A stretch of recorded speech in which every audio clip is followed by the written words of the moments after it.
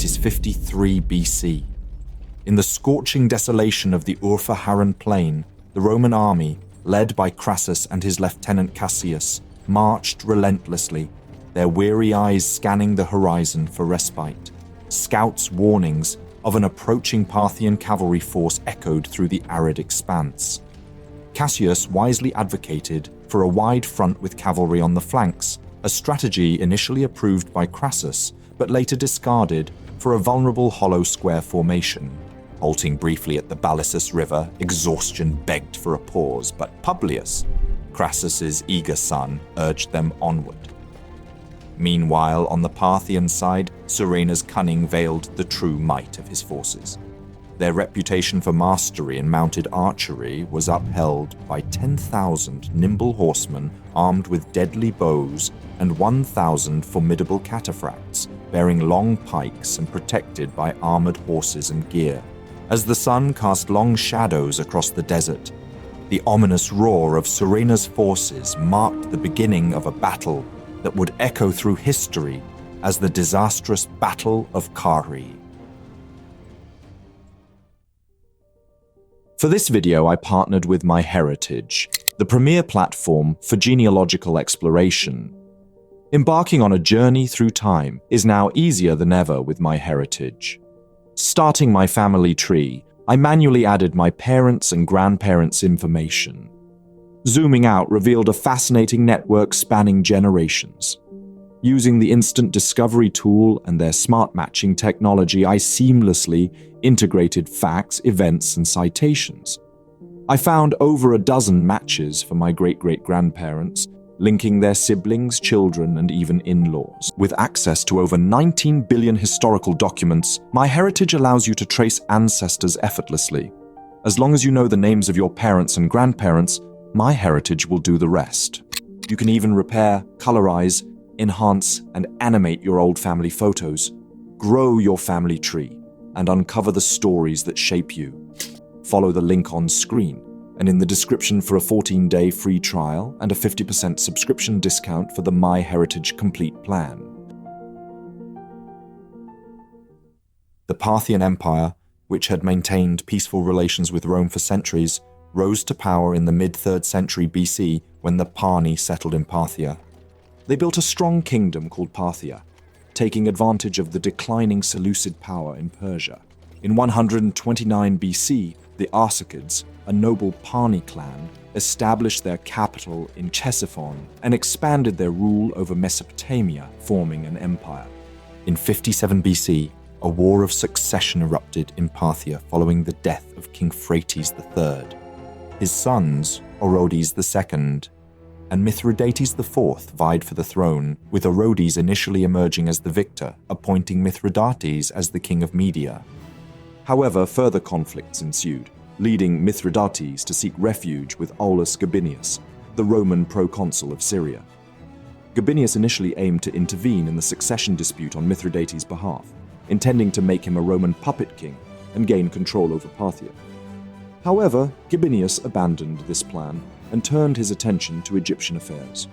Rome's domestic politics played a major role in the upcoming war with Parthia. In 60 BC, Crassus, Pompey, and Julius Caesar formed the First Triumvirate and effectively controlled the Roman Senate and the empire for 7 years. 4 years later, they agreed to extend Caesar's proconsulship in Gaul, and Crassus and Pompey would share the consulship. After this, Crassus was appointed proconsulship over Syria and Pompey over Spain. The new proconsul Marcus Licinius Crassus was known for his vast wealth. As a general, he had successfully suppressed the slave uprising led by Spartacus in the Third Servile War. However, it was his rival and co-consul Pompey who received most of the credit for completing mop-up operations. This frustrated Crassus, as he couldn't achieve the same military renown as Pompey. Crassus believed that commanding Syria was a great opportunity to amass wealth, as the East held riches from trade routes and fertile lands. He boasted about conquering Parthia and capturing the Parthian king Orodes II. Despite opposition from those who believed Rome should not wage war against a treaty partner, Crassus set out for Syria in 54 BC, eager to wage war and conquer new lands. News reached the Parthian Empire's satraps. As Crassus invaded, he fought satrap Cilicides near Icnae. The wounded satrap escaped, fleeing to warn Orodes. While some cities willingly sided with Rome, others resisted, resulting in punitive actions. It had been a successful year for Crassus. As winter approached, he left garrisons in cities as he returned to Syria. His son Publius arrived during winter, coming from Gaul with allied cavalry. In the spring of 53 BC, King Orodes of Parthia dispatched his renowned general Surena to Mesopotamia with the task of conducting raids and hindering further advances by Crassus. Surena's cavalry force was highly mobile and skilled in harassment tactics, but not suited for capturing cities. The Roman garrisons in Mesopotamia were secure within their walls, but they faced danger when venturing outside. They reported swift Parthian forces, deadly accurate archery, and formidable armored horsemen. Meanwhile, Orodes himself led the main Parthian army against Armenia. Envoys were sent to Crassus, who had just assembled his army for the campaign, stating that there could be no truce if Rome had declared war on Parthia. However, they suggested that if Crassus's personal ambitions were the root cause of the hostilities, King Orodes might be more forgiving. Crassus defiantly replied that he would provide an answer only when he stood victorious in Seleucia. In late April 53, Rome invaded again with an army of 36,000 men organized into 7 legions, cavalry and light infantry. The legions were not at full strength, as some troops remained in garrisons in Syria and Mesopotamia. Crassus crossed the Euphrates through Zeugma. The Roman army moved south along the Euphrates' left bank, encountering tracks of a large Parthian cavalry force that had retreated, reinforcing Crassus's belief in Parthian timidity. Arab Sheikh Abgar II, a Roman ally, proposed a strategy to strike Parthian general Surena immediately, away from the river. Following Abgar's advice, Crassus departed from the Euphrates, leaving supplies and camp followers behind, presumably planning to reunite with them later. The march led them into a barren, desert-like plain. Artavasdes' messengers informed Crassus of Orodes' invasion of Armenia and the unavailability of Armenian reinforcements, further frustrating Crassus. Several days later, the Romans entered the arid Harran plain, and scouts reported a significant Parthian cavalry force approaching. Cassius recommended deploying the army in a wide front with cavalry on the wings. Crassus initially agreed, and then changed to a hollow square formation. They reached the Balissus River, where soldiers hoped for respite. Officers suggested setting up camp, scouting the enemy, and resuming fresh in the morning. However, urged by his eager son, Publius, Crassus insisted on continuing the march without rest. The Parthian army excelled at mounted archery, with light archers on agile horses, and their elite heavy cavalry, the Cataphracts, armed with long pikes. The Parthian Cataphracts had armored horses and wore protective gear, including helmets, body armor, and neck guards. Parthian infantry consisted mostly of archer serfs. Parthians avoided winter offensives due to bowstring issues and refrained from nighttime cavalry actions. Surena's forces initially disguised their numbers and equipment. The Parthian army consisted of about 10,000 light cavalry archers and 1,000 heavily armored cataphracts. On Surena's command, they let out a terrifying roar, signaling the start of battle. The cataphracts charged the Roman lines with their spears, but the disciplined Roman legionaries behind their shields stood firm. Unable to break through, the cataphracts swerved to avoid the infantry. Following them, a wave of Parthian cavalry surrounded the Roman square formation.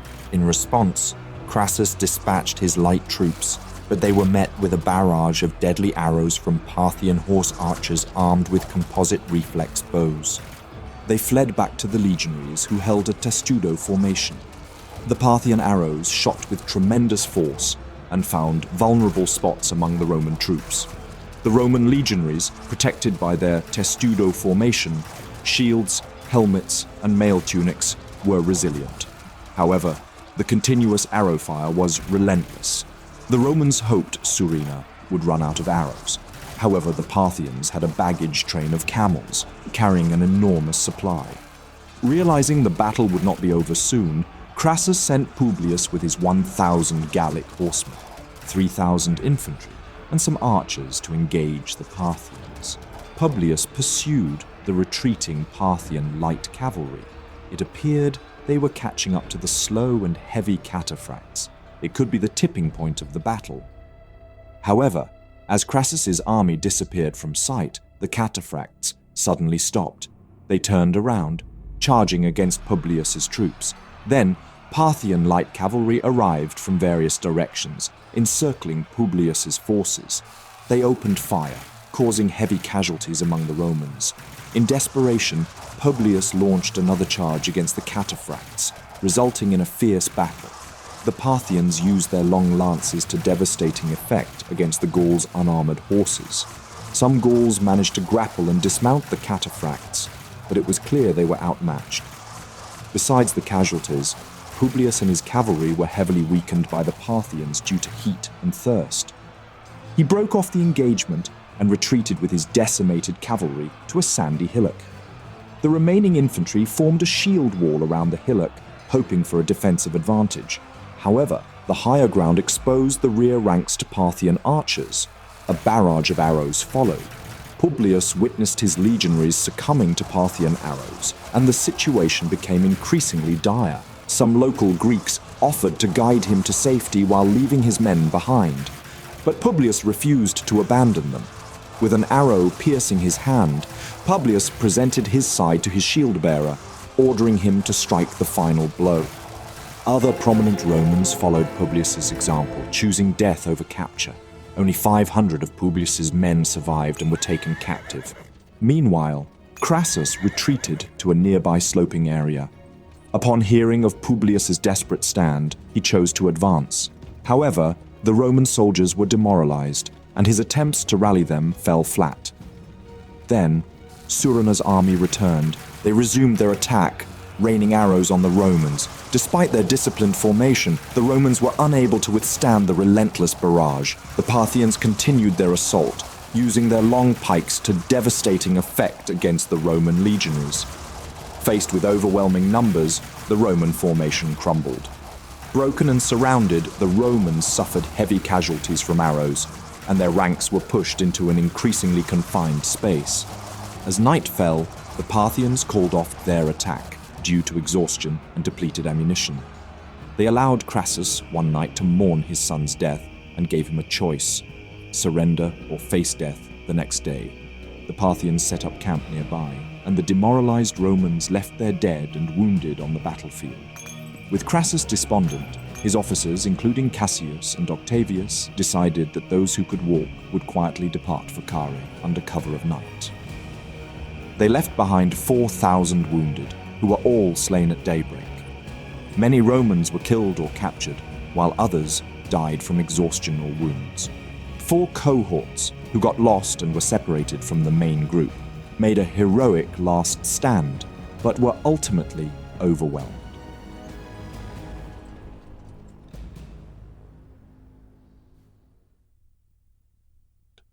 The next day, Surena proposed a truce, offering safe passage if the Romans abandoned the land east of the Euphrates.